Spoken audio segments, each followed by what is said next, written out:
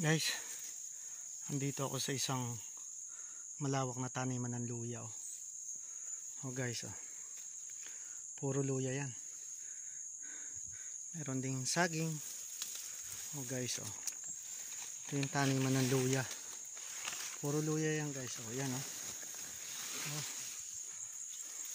Ang lawak nito guys. Hanggang doon sa dulo. Oh.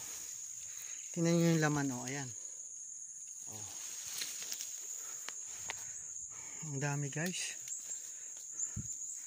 ng mga luyang nakatanim. Oh. Puro ito puro may tanim na saging pero luya ang nasa ibaba ng saging. Oh. Ang lawak guys. Ang lawak ng luyahan. Oh. Ayan.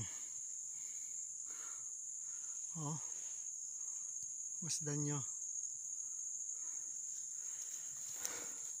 Ang lawak ng luyahan. Ayan yung mga laman Kaso hindi pa siya hindi pa siya mature. Okay, ayan guys Hindi pa siya tamang panahon para anihin.